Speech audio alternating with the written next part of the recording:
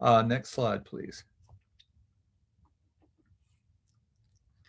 Okay, so we've got about 20 people, but if you would like, you're not under any pressure to do it. We'd like for you to give us your name and just tell us, why you're interested in Wild Virginia, what brought you here. And I guess probably the best way is for me to call on people. I don't, otherwise everybody's trying to jump in. And so I'm going to start with Win. Hi, everybody. Win Winfrey here. I actually have been deeply involved in the study of various ecosystems for a lifetime. I grew up on the Chesapeake Bay of Virginia and almost got my doctorate at VIMS, Virginia Institute of Marine Science. I was accepted there and decided to go another direction. I live on the top of Afton Mountain, immediately adjacent to the National Forest, and regularly have a black bear, for instance, on my porch 2 days ago. And I'm in the heart of so much wildlife. And I'm interested both because of your name, Wild Virginia, the hard work of Misty, who has helped me get into this very thing. I'm almost finished. David, you've always done beautiful presentations, Thank you. and also because I realize the importance of giving passageways for wild animals. I see so many of them killed up here, Yeah. and just saw one that was endangered killed about 2 weeks ago, which was not a happy time for me. So I literally live it. I'm in the heart, adjacent to the national forest. That's Well, it. great. Thank you, Win. And again, if I call on you and you're not interested in saying much, that's fine. Maybe just say your name, but you're welcome to give us a little discourse. How about Amelia? Amelia, sorry. Sure. Hi. Well, I got to know Ernie Reed, I guess, because he was the director of an alternative and environmentally oriented school in Charlottesville for a while. And although I didn't send my kids there, I considered it, and I found his work very interesting. And so I got to know about Wild Virginia. And then I became even more involved when Wild Virginia became involved in the fight against the proposed pipelines for Virginia, the now defunct ACP and the still an ongoing travesty Mountain Valley Pipeline. So, Great. And you'll hear more about that. How about Peter?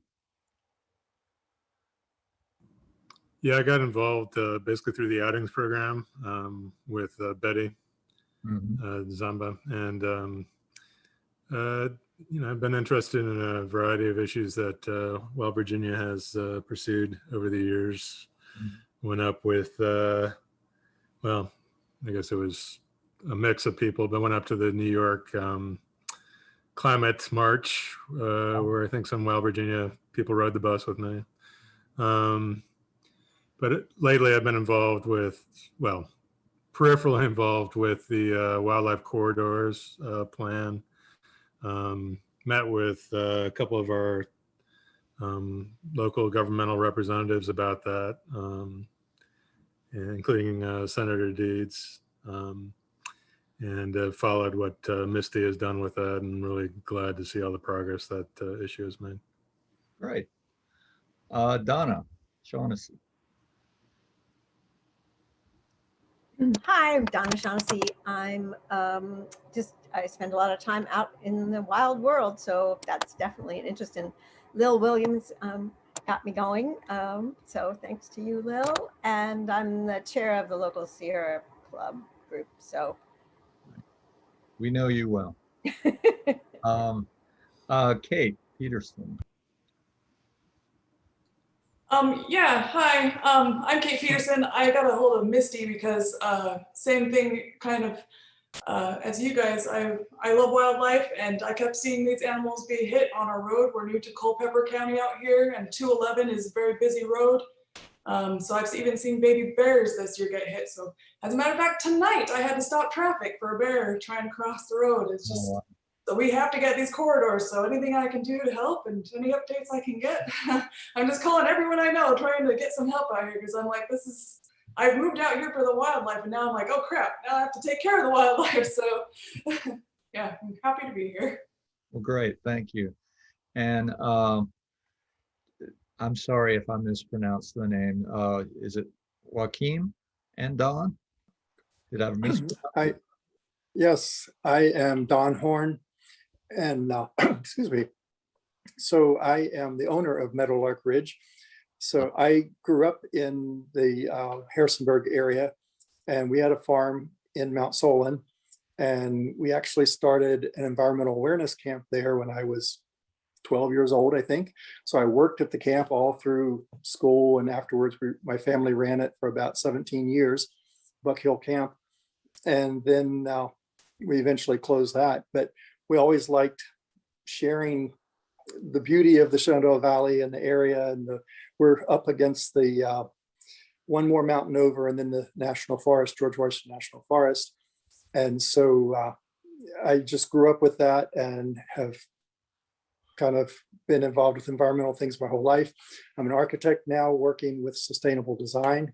And I actually live in Ohio, but have the farm there and still get back to Virginia quite often.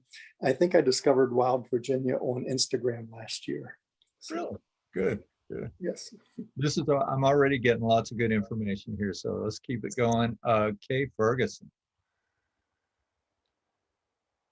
Hi, I'm Kay Ferguson. I work with Artivism Virginia. And what we've done for 4.5 years is try to help make a supported connection between artists and activists fighting first the Atlantic Coast and now the Mountain Valley Pipeline and now the Charles City County power stations and the Chickahominy Pipeline, blah, blah, blah. So basically fracked gas protection from fracked gas in Virginia. And while Virginia's been just a willing and receptive ally to the work that we do and try to offer to the nonprofit organizations in service. Right. MJ Bracken.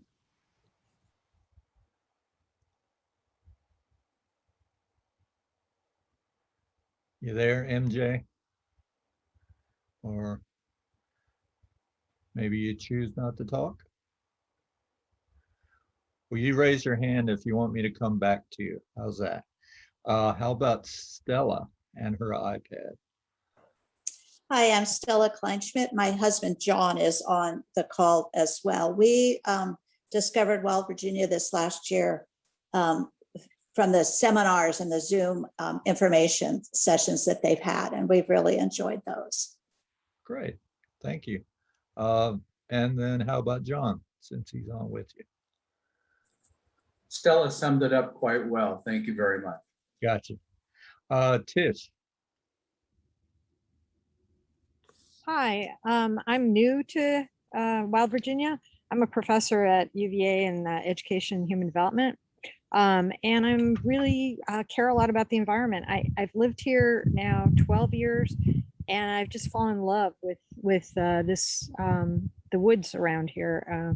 I'm looking out in my backyard at woods and I want to protect them. Great, great. The Conklins.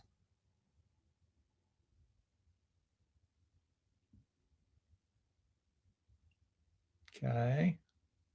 Can you hear me, the Conklins? Okay. Again, raise your hand if you wanted me to come back to you. Nancy Weiss.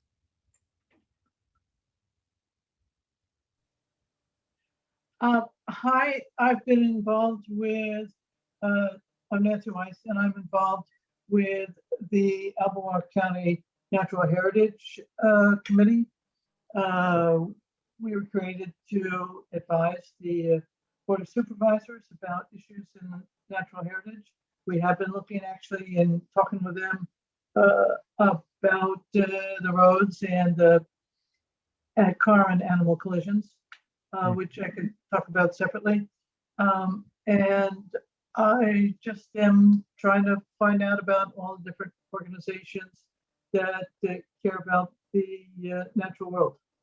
So I was here to actually have you sort of tell me about what Wild Virginia does, and how and what you think have been the successes and how you got those successes.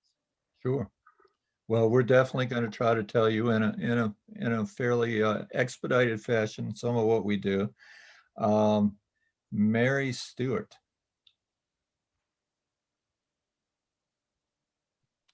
Hi. Hey. I've been involved with the Atlantic Coast Pipeline fight and hope to get more involved now with the Mountain Valley Pipeline fight. And I was just drawn to this meeting tonight to find out more. And I see the pipeline and the fossil fuel issues as so global and also so local. And so I feel like in terms of really going forward at our energy use and our ecological relationships, that finding local and regional community and work together is so vital, even though it's also a global issue. So I'm glad to be here tonight. Thank you. Thank you. And Cliff. I think Cliff is probably going to win the prize of the farthest away. Okay, it says your audio's connecting, Cliff. Don't hear you yet.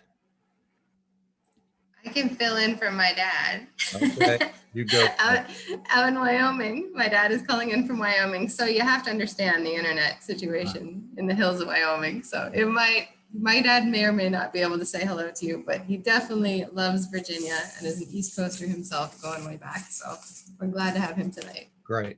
Yeah, welcome, Cliff.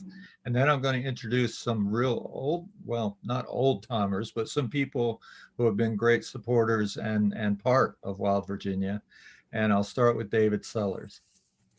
Yeah, I'm David Sellers. I first became involved in 2009. I heard a talk from David Hanna. He was the Misty David Sly kind of combo at that time to the Central Blue Ridge Master Naturalists. Came in mainly through the outings program, and I'm involved with the outings and education program. I was on the board for a number of years as well. Some of you may probably know me better as Betty DeZamba's husband. So that's more of my claim to fame, I think. So that's me. Thanks. And Lil Williams.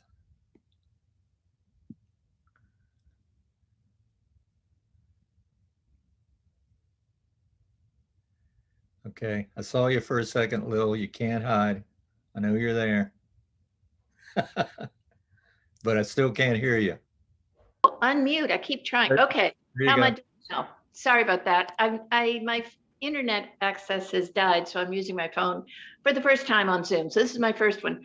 Well, I've loved Wild Virginia for years, and I think it was Eric Gilchrist who used to be on the board, and he's friends, and he was saying there's this wild group, Wild Virginia, and they go on hikes and they do wonderful things, and I just love the name, so I looked you guys up and love what you do. I've been a nature lover all my life, and someone said they grew up in the Chesapeake Bay. I grew up summers on the Chesapeake Bay or the Blue Ridge Mountains of North Carolina and the Smokies, and I suppose just nature's in my blood. So anything I can do when I can to help protect our wild places. So I'm honored to be a part of Wild Virginia. And we're honored to have you. Jenna, last but not least, I think, except Misty. Yeah, I am Jenna. I am a rising fourth-year student at the University of Virginia, and I'm currently the Wild Virginia intern. I came across you guys on my internship hunt, but I'm really excited to be here. This is exactly what I hope to do in the future once I graduate and, go out into the real world and all of that. So I will definitely be sticking with Wild Virginia for years to come, and I'm really excited to be here. Great. And do you want to finish up, Misty? Sure, absolutely. My name is Misty Bose. I think most of you know me. I'm the executive director of Wild Virginia, and I've been with the organization about, gosh, going on 9 years now. And I joined because I really wanted to go on hikes and get to know this area. I had moved here from Australia and I didn't know much about Virginia, and I just couldn't wait to get out and see it all, but I didn't have a car. And I just moved here. So I found this crazy group of hikers that were going out every weekend to some of the most beautiful places in Virginia. And that's how I got to know Virginia at first. And that's how I got to know this wonderful community of people as well. So I'm grateful that Wild Virginia exists personally. And I'm grateful that you're all here to learn more about what it is today. All right, Dave, do you want to introduce yourself and take it away? Yeah, well, like I said, I'm Dave Sly. I'm the conservation director, and I'm a longtime scientist, activist, lawyer in the environmental field. A little more than 40 years now. I've been doing one thing or another, and was just lucky to find Wild Virginia back in 2015 when they needed a conservation director. And it's kind of the chance to do all the things that I've always wanted to do in my career. And they and you all give me the chance to do that. So thank you, as I always try to do. And then we can move on to us telling our story a little bit. So one of the things that we've been trying to do, and it kind of builds off of the pipelines, which I'm going to talk about, is to try to fix some of the problems in the way particularly Virginia state government regulates or fails to regulate water pollution. And the fact is that there are some tools there, the Clean Water Act and state laws that should be protecting us and our waters in ways that they're not. And so we decided rather than just respond or be on the defensive when a pipeline or any other kind of project is proposed, that we wanted to kind of do something on our own initiative. So through a lot of coordination and planning with groups, we came up with something we call the Campaign for Virginia's Water Future. And so we have taken forward kind of a slate of fairly specific things that we want state government to do. And that's the State Water Control Board, which is the regulatory panel that makes a lot of the official decisions. And we, in our first submission to them, we had 55 groups who signed on with us to this proposal. What it calls for is for them to strengthen their regulations, what are called water quality standards, that define what protected waters are like and how they should be used. And so we want them to improve those. There are some things they need to add to those regulations, tools that they should be using. And then we want them to change the way they're implementing what's already there. So I can go into tons more detail, but the point is that this is an initiative that we're really excited about because a lot of other people obviously see the need for this. They've seen the processes just not work for them, not work for our waters. And so to do something, to push things forward, on our own with that kind of support is really exciting. Now, we're doing it in a bunch of different ways. What you see here on the right side of the screen is basically a guest column that I wrote for the Virginia Mercury. But we're doing it through public information. We're doing it through media, through the regulatory processes. If DEQ announces that they want comments on something they're doing, we're there. And we're helping you and other people in the public know how to comment, how to be an effective part of that process if you want to be. Because, the voices of organizations like ours are valuable, but, a broader array of folks speaking up and telling what matters to them, just like you did just now, telling us why you were Wild Virginia. You get to tell these folks who are supposed to be protecting our water why it matters to you, what kind of concerns you have. So this is a campaign that I expect will go on for a number of years. We started with that first kind of slate of specific actions, but there are so many things we can address, and we'll continue to have this evolve and add more people and more, more perspectives. I'm happy that we've really reached out. We've gotten, youth groups, a youth climate group from all over the state, high school students. We've made contacts with tribal people. We've made contacts with a lot of folks that should be in this process, but haven't always been. So that's kind of a wrap up there. Again, there's so much detail I can get into. I will say that, we have a series of blogs on our website that really tell you different parts of this campaign, tell you a lot more detail than I can possibly do here.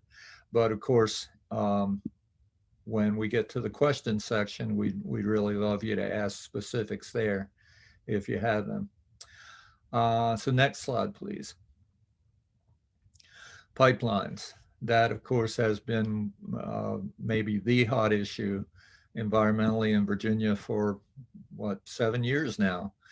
And of course, we have to celebrate the demise of the Atlantic Coast Pipeline on July 5th of last year.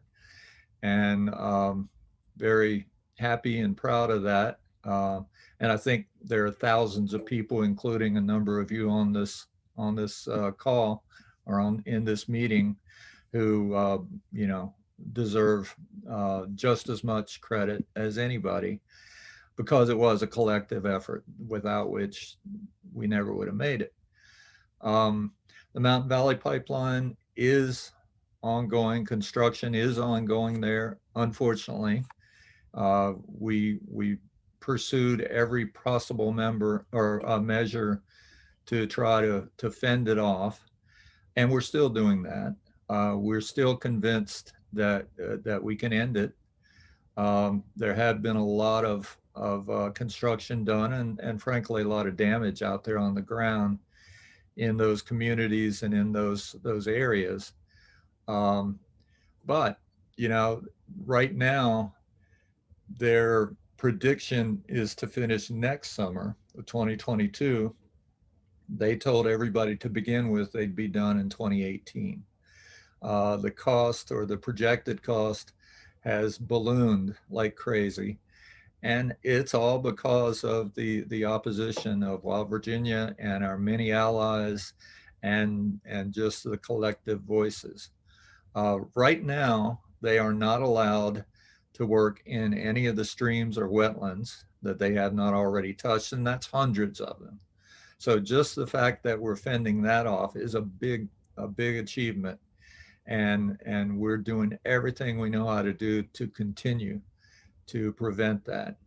They're also not allowed to go into the national forest, or they are not going into the national forest right now. We have a lawsuit pending, and essentially while that's pending, they have agreed not to do that work. And so one of the things we did too is we worked in the legislature. We went to our General Assembly members and got help from them to look forward on this. There actually is a new law as of 2021 that gives DEQ more authority and frankly gives us more chance to push them to better enforce the laws and the rules in dealing with these pipelines. We have ongoing 4 separate court challenges. One, as I said, against the Forest Service, another against the Fish and Wildlife Service over endangered species problems. We once got the courts to agree that Fish and Wildlife didn't do its job, in assessing the possible impacts on some endangered fish and bats and other species. And we've gone back again because their second try was no better than the first, or very little better. And so finally, there's some state reviews going on, basically that were forced by our legal action and our pressure. And that's where you're going to be hearing more about, because there's a process in that the Department of Environmental Quality and the State Water Control Board are going to be conducting during the next 4 months or so. And so stay tuned for sure, because that's somewhere where, again, we're going to draw on your voices and your knowledge and your passion for these things. We're glad to do the comments. We're glad to advocate in the hearings and in the courts. But we need you behind us and beside us. And we always are prepared to help you figure out how to play the role that you want to play. So I'm going to end there and pass it on to Misty. Awesome. Thanks, David. I do want to give a little, I want to give a little shout out to our board member, Lil Williams there down in the middle center, looking great. As you can see, a lot of the people, like you say, on this call have had a really big role in this fight. It's awesome. All right, I just want to talk really quickly, and I do want to preface this by saying I made everybody give 1 slide per campaign, and I'm cheating. I'm having 2, and it's still not enough to begin to talk about everything I want to talk about tonight. So please, I hope you'll ask questions at the end, and I hope we can do more follow-up sessions like this, because there is a lot going on at Wild Virginia, and I'm feeling really bad that I limited everyone to 1 slide, so my apologies. So we have this wonderful new campaign called Providing Habitat Connectivity. It's often called ecosystem resilience or ecosystem connectivity as well. But what it really means is we're trying to address a really big problem in our region and our world. And as I'm sure you know, land in Virginia and land everywhere is getting gobbled up by human uses. Here's a map of our region today, roughly showing where the urbanized area and urbanized development, is most concentrated. And you can see that, we're already significantly impacting the landscape, right? So on top of this alone, just in Virginia, there's 58,000 miles of roads crisscrossing all of this as well, and lots of more development to come. If you play this out to 2100, this is kind of what we're looking at for our region. So if wildlife and ecosystems are having a hard time now, and if it's hard to get across the landscape now, what on earth are we gonna do when we get here, right? And this stuff's happening fast, and with COVID, probably faster, right? We've seen a lot of cities emptying out and lots of rural lands getting gobbled up. So this is all a bad story, but that is why Wild Virginia is working on this campaign. We're trying to tackle today's challenges and then look ahead to a world where we're going to keep putting increasing pressure on our wildlife, increasing pressure on our ecosystems, and we absolutely have to be planning for that. Otherwise, we're all in big trouble. So one of the first things we're trying to do is help wildlife navigate this huge system of roads that I just talked about in our state, and working with other states to help address theirs as well. So we've pulled together what's called the Virginia Safe Wildlife Corridors Collaborative. And what they're trying to do is look into what research do we need to be doing, what funding do we need, what partners do we need, what legislation can support getting crossing projects on the ground today to help to manage the already troubling, problems wildlife are having with our roadways. So here's some examples of wildlife using crossings that already exist. This is all from a site on I-64 near Charlottesville. It's a crossing that had a little bit of fencing added, and you can see the huge variety of species already using those. So you've got coyotes and fox and bear and deer, all using these crossings once they're properly sited and planned for. So there's roads all over Virginia right now that need interventions like this to help wildlife use them effectively and to keep drivers safe. So we're not hitting them, they're not ending up on the roads. And our summer intern, Jenna, who you met earlier, she's actually been looking into ways that other states have funded this work so that we can start getting it done here. Often it's a public-private partnership or some kind of a grant or transportation funding or some combination of all those things. And we want to figure out how to get it done. We'd also like to work on ways to bake these crossings into how projects are done in the first place. So when a road is first proposed, we want to make sure that that is considered rather than trying to retrofit it later when it's more expensive and more difficult. So we don't want crossings to be an afterthought. We don't want our ecosystem integrity to be an afterthought. We want it right up front in the planning process. But crossings are only a piece of the puzzle. It's no good to wildlife if they can cross a road safely and there's nowhere to go. So since over 80% of the land in Virginia is private, this is a big concern for us. So we're exploring ways to possibly incentivize landowners to protect wildlife, to bake in wildlife corridor planning into land trust planning. There's lots of ways that this could be an incentive or a purpose that we could actually have private landowners assisting us with as well. And so a key part of our entire effort is raising awareness about the importance of just looking at the landscape through the eyes of wildlife, both terrestrial and aquatic. Whether you're a fish or a turtle or a bear or a plant, all species need safe habitat corridors to move along at some scale. So especially in the face of a changing world, we need to plan really carefully for what it's going to take to keep things together while our development threatens to pull things apart. So the question is, how can you get involved? How can you help? So I would love you all to stay tuned to our e-blasts and our social media, because in the coming months, we will be asking you to raise your voice. Legislators listen to you, they don't listen to us, they listen to you, and they want to hear from you in their districts to say, this matters to me, this is something I care about, this is something you need to get ahead of. And we will be sharing shortly the General Assembly briefing book that we helped write for the Virginia Conservation Network. And in that, there's a list of priorities that we're trying to get through this year. But there's lots of ways to help. There's federal legislation that we try to stay ahead of for you as well. So just please stay tuned to our e-blasts and our social, because that's where all of that will come out. All right, we're gonna have questions in a minute.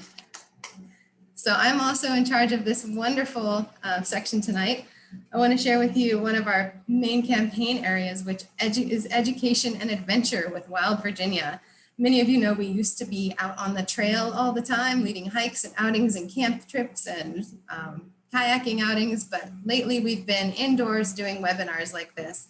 The great thing has been we've been able to reach more people than ever before. The downside is we haven't seen any of you in person in over a year, and we miss you. So coming up soon, we have 2 more webinars. And then I believe we will be out in the woods with you, God willing, in September. So watch out for our upcoming events. We're still planning how we can keep you all as safe as possible, keep us as safe as possible. And so we're coming up with really clear protocols for all of that. And we should be announcing some hikes later, and hopefully in late August. So keep an eye out. But in the meantime, these webinars have been great and very well attended. Don't miss the Fireflies talk on August 3rd. This one will be awesome. It's going to be led by a woman who works at the Blandy Experimental Farm. Her name's Dr. Ariel Firebaugh, which is an awesome name for someone that studies fireflies. She actually studies the effects of light pollution on firefly behavior. And she'll be talking to us about how we can not only understand these beautiful creatures better, but help protect them ourselves. So please, please tune into that. If you want to register, just go to wildvirginia.org. And after this event, I'll be sending out the links to register as well. And then later after that in August, David Sly is going to be leading a webinar to teach you how to make the best use of the Freedom of Information Act, or the FOIA. This is a federal law that gives the public the right to make requests for agency records. And David's going to walk you through everything you need to know to file your own FOIA. And so you'll be sure to have everything you need to be the most informed citizen advocate that you can possibly be. So stay tuned for public events. And right now, come to these and enjoy them with us. But now we have talked a lot, and we don't want to do all the talking tonight. So we want to open it up for questions. Jenna's going to be moderating the chat for any questions. So please type them in there. If you're not comfortable typing in the chat, that's fine. Feel free to just unmute yourself and ask your questions as well. But we do want to spend at least 10 minutes making sure we try to answer any questions you have about our work. I just wanted to note that Grace gave us a little hint in the comment section that if you're interested in bats, stay tuned for that too. We're going to have some interesting things coming up a little bit later in the year. There's got to be some questions after all that. Don't be shy.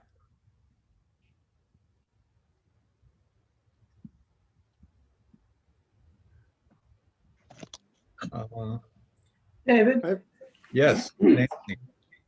A couple of things. Your state wildlife collaborative was about connectivity.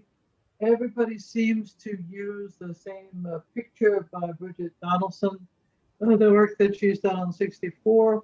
But is anything being done anywhere else? And what size roads do you work on? For instance, I'm thinking one of the issues trying to do it on a road like Southern Albemarle 629. It's there's lots of just private driveways of people. So how do you have wildlife connectivity there? So I was interested in what size roads and are you working on, and then in general, what is your catchment area? Do you try to do things in the entire state? Do you just do things here locally, meaning for me, Albemarle, Charlottesville area? So those are my two questions.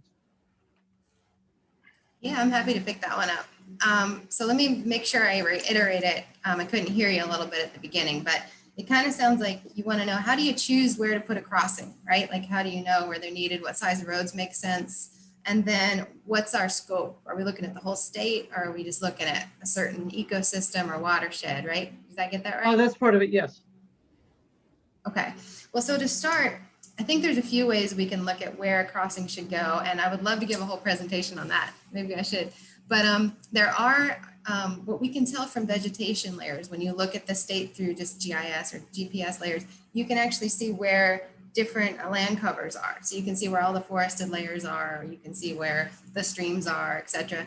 And so you can begin to imagine where you hope and think wildlife are going to be crossing roads. So often a stream is a known crossing area. A lot of wildlife move along streams. So you've got that, you know.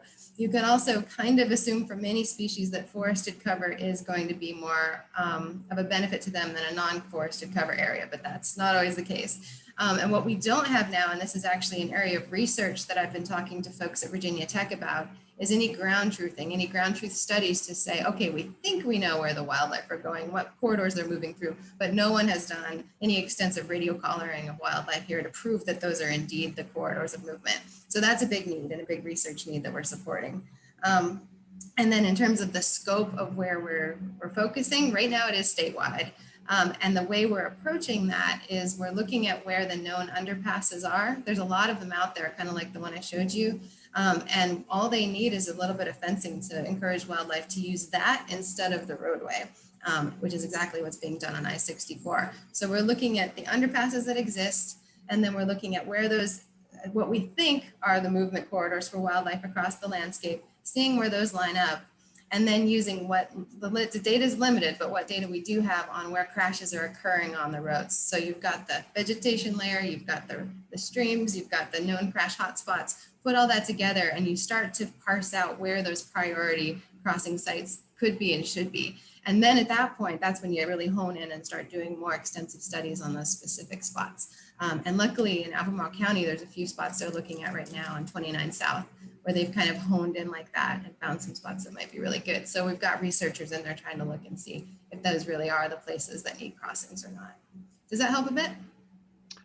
Yeah, I'm impressed that we, and as I said, I'm on the Natural Heritage Committee, and we were also interested in the crossings in Southern 29, and we thought that looked incredibly difficult. We looked at what you're talking about, but that there's so many driveways that divide it up. So as to how would you do fencing, for instance?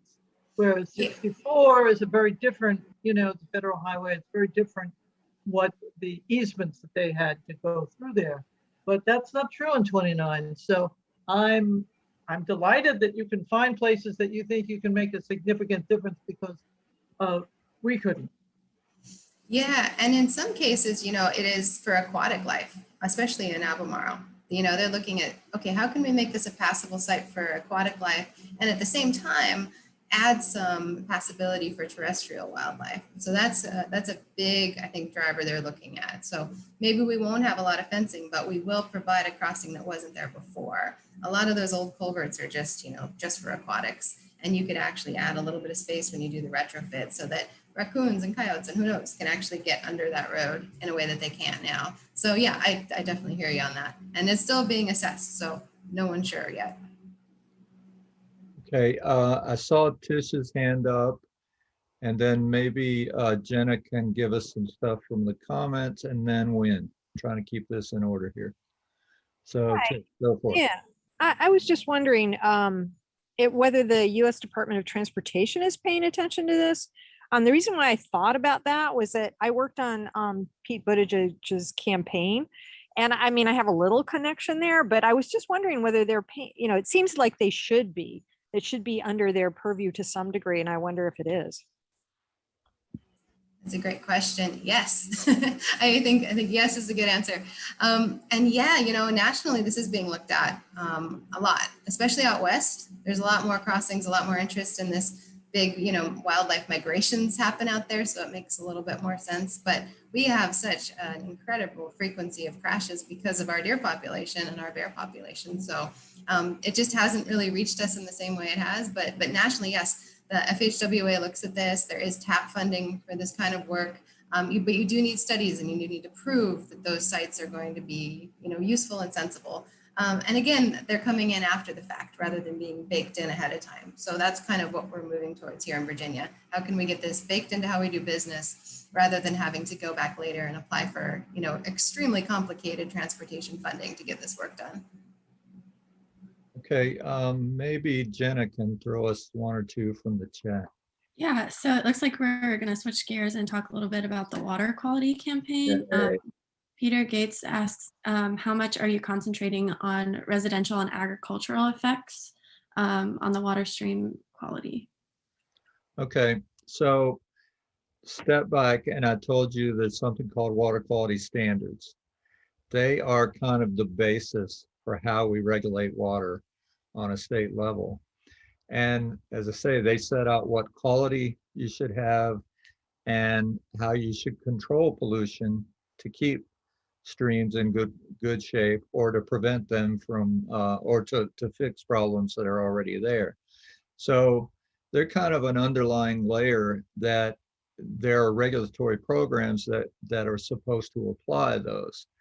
When it comes to construction or wastewater discharges or animal waste application or other parts of agriculture, there are specific regulatory mechanisms that come into play.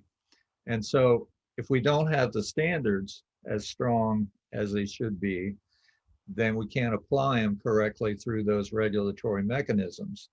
So what we wanted to do to begin with was try to get that base layer stronger and more effective. But another part of it is to make sure that when they make those regulatory decisions, that they actually use those standards the way they're supposed to. I'm talking in a lot of generalities, I know, and it's hard not to do that at this level. Let's be very basic. There's too much dirt getting in our streams, running off the land from development and all the other things we do. And there are too many nutrients in a lot of places, phosphorus and nitrogen. If you go back to that photo that I had for the water quality campaign, you see all that mud flowing off. That's flowing off a pipeline site. And that doesn't just happen on pipeline areas. It happens on a lot of development areas. And DEQ has essentially refused to acknowledge some of those problems. They've refused to say, yes, that's a violation of our water quality standards, which then prevents them from doing what's effective in their permitting decisions and so on. Now, I will say, since you mentioned agriculture, that there are frankly less regulatory tools in relation to some of the agricultural practices. And that may well be something that we look at more as this campaign goes forward. Does that answer your question pretty reasonably? Yes, I thought there were substantial monies devoted to helping farmers prevent nutrient runoff into the streams and so forth. Well, you're right. There are, but and you know, frankly, we support all those things. But there are other groups who are working really pretty effectively to kind of help people fence cattle out of streams and help them do, you know, people like Chesapeake Bay Foundation. They're more experts on how, you know, what kind of methods you use out there on the ground. Um, you know, the simple fact is that any of these campaigns can be so broad, and we're a small organization, so we try to really narrow down on what we think we can do best and what maybe nobody else is doing the way we want to do it. And so, you know, this idea of the water quality, there could be 100 things we work on, but again, I'll just go back and say that we picked kind of that basic concept is if you don't have the right standards, the right goals, then you'll never get the right outcomes, no matter where you plug them in. So, I think maybe Win was next, and then we try some more chat.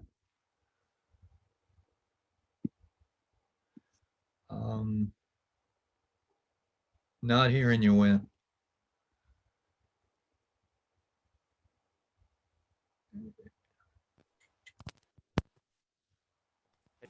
Can you hear me now, David?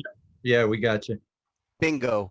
All right. What I was thinking about, we're thinking a great deal about doing underpasses, or when I was out in California, they have many overpasses, and I think they're wonderful, but they're exceedingly expensive to do, and they take a great deal of bureaucratic effort to get them through. I think living right in the middle of the national forest, it would be a very beneficial, and we could show a cost benefit ratio. Anybody in politics loves that. If we just put up signs, you are passing through a wildlife corridor, drive safely. It'll just pop somebody's brain into watching. I live, you know, where deer are everywhere. And we have all sorts of signs we put up ourselves, literally one of them saying turtles crossing, and we mean it. And we found the deaths of various types of turtles, it's gone down significantly. People start looking for them. We go along in sort of a fuzz in our brains. We're aware, but as long as we aren't, you know, talking on a cell phone, we're pretty aware of what's going on the road. But if we saw a sign that said caution, then people will respond to that. And it would be so cost effective. You could put up 100, maybe 500 signs, and much more quickly than you could have one corridor built, literally a physical corridor under or over any particular road. Okay. Do you want me to respond to that? Yeah, Misty. Yeah. So I think we talked a little bit about this. So we've been talking to Shenandoah National Park about their bear signs. They put up signs in the summertime, especially when bears are active. And but the problem is people steal them. So they've tried everything in the world to keep those signs in place. And then from recent research we've looked into, you know, signs that are just in place and don't move, people immediately stop seeing them. But if you move them around and if they're changeable is the word, and they're really there on certain times of year or flashing at certain times of day, that's what gets people attention and that's what makes people slow down. So yeah, I think signage is incredibly important. And we've been talking to Shenandoah National Park about how we can support their signage campaign and figure out ways to get some of those changeable signs that they put up and then figure out ways so people won't take off with them as well. I guess that anytime you put an animal on something, people want to take it home with them. Fair enough. But yeah, lots of strategies around signage for sure. So good call. And I do want to mention to our presenters, we probably should keep moving if we want to. Well, let me just say that I see 2 more questions. Kay, I can answer your question easily. It's all about the court case, and there's a delay because of that.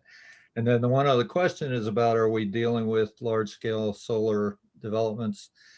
And I'll just hark back to the idea that we're looking at some of the basics on how some of these things will be regulated and trying to work out from there. So I know that's not a complete answer, but I guess, like you say, we better move on. Sorry if we didn't get to everybody.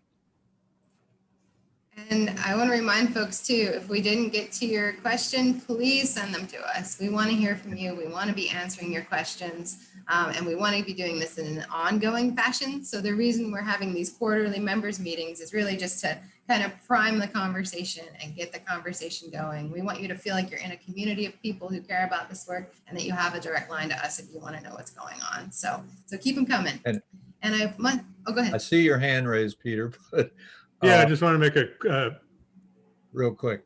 Yeah.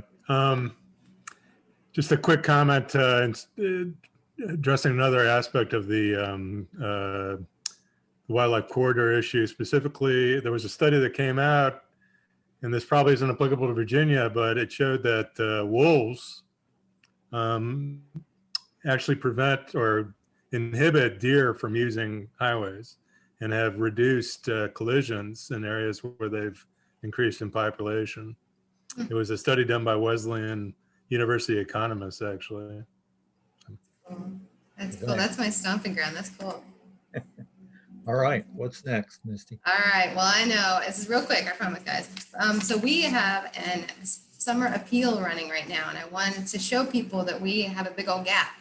So twice a year, we reach out to our membership to try to keep our coffers full so we can keep doing the work that we do. And right now, our goal of $12,000 by July 31st is sadly lacking. So we wanted to share that with our folks tonight. If you haven't already donated to our summer appeal, we please ask you to. When you donate, you become a member of Wild Virginia, and we're actually going to talk to you about the benefits of that here in just a minute. But some exciting news from Wild Virginia is that we are growing. We're actually hiring more people. We're hiring an engagement coordinator to better connect us with people like you and with other people that care about this work, to help us train people to do the things we do, and to continue to grow our team and to continue to support our team we need to reach our goal. So I just want to put that out there tonight. So if anybody hasn't donated already, please do. If you have any questions about that or where your money goes, again, we're here to answer those questions for you. And now Katie's going to talk to us a little bit about the benefits you get when you become a member. You here, Katie? Yeah, I'm here. Hey, everybody. Can you hear me okay? Awesome. I'm Katie Keller. I'm the Publicity and Outreach Director with Wild Virginia. Wild Virginia is very near and dear to my heart. I've been with the organization for a few years now, but I'm here to tell you why you should donate to our summer appeal. Not only are you becoming a part of an organization, again, that I love so much, you're connected to really great people. You are amplifying your voice and advocating for the positive things for wildlife. But you also get some pretty incredible member benefits from a few of our trusted partners, local businesses. We also have a few online businesses. So White's Wayside, if you haven't been there, it's nestled in the George Washington National Forest. Beautiful, beautiful restaurant. Ravenna River Company, you can get 10% off of kayaking trips with them. Star Hill Brewery, Blue Ridge Bucha, High Tour Gear Exchange, the list goes on and on. So again, you get discounts at all of these great local businesses if you are a Wild Virginia member. So when you become a member, you'll get just a handy dandy membership card. You can either show that in person if the COVID wise, you have the ability to visit those places. And then for online businesses, you get a special promo code. So we have created this business partner program partnership just to give Wild Virginia members, sort of a perk of, becoming a part of our organization. And then also we highlight businesses that support great nonprofits like us. I did want to throw in a quick note before we move on to the next slide. Be sure to follow us on social. That's another really great place to get more information about us. And then in addition to becoming a member, you also stay on our listserv, which is an important place to be. So you can go ahead and move on to the next slide. which brings me to the exciting piece of our evening. I'm not going to let anybody know who the winner is until tomorrow, but I did want to highlight a few of our amazing business partners. Meadowlark Ridge. I am so excited that you're on here tonight. They have donated a one night stay, and White's Wayside has donated a lunch for a lucky winner who's attending this evening. So I just wanted to give a special highlight to those businesses that support us so much. So we thank you. And then secondly, I did want to highlight or tease to a special promotion that we're going to be doing starting tomorrow with another one of our business partners, Illumin Collect. They're an online outdoor gear and apparel company. They have a pretty cool podcast as well if you're into outdoor recreation. But if you've been a member of Wild Virginia, you may have seen these Stay Wild t-shirts from last year. We're doing another special edition. We're running the promotion for a week starting from tomorrow, so you'll get something in your email about that. But I did want to highlight that we are selling those, and 40% of the proceeds are actually coming to us. So another great business partner of ours. Lastly, if you don't know if you have been a member of Wild Virginia, but you're not sure if your membership has expired, A-OK, become a member anyway, and we will ensure that we backdate it. So if anybody has any questions, I'll drop my email in the chat. And Misty, I should be done unless you think I missed anything. That's great. Thanks, Katie. And I just saw that Amelia Williams wants to share an event that she has coming up that is actually a benefit for Wild Virginia. Amelia, are you still here? I am. Thank you. Yeah, I just wanted to let people know that if you want to come a little bit west into the beautiful wilds of Nelson County, that on Sunday, August 1st, I'm having the opening reception of an art show, which will hang at the Rockfish Valley Community Center, which is near Nelly's Ford. And all the proceeds of that show will benefit Wild Virginia. And it consists of a No Pipelines project that is a community-based project, collaborative fabric braids that have been made into really elegant wall hangings on hand-carved local wood rods. And there's also a sequence of local landscape photographs with quotations from participants in this project, which took place over 4 or 5 years. And do come on down and see it. The stuff is really lovely. Thanks so much, Amelia. We're so glad you're doing that. And they are beautiful. If you haven't seen them, definitely get out there. Well, all right. We promised to keep it to an hour, and we did it, everyone. But like I said, this is only the beginning of an ongoing conversation. We cannot wait to see you all in person soon. And we just want to be thankful that you all took the time tonight to join us. So enjoy the beautiful evening.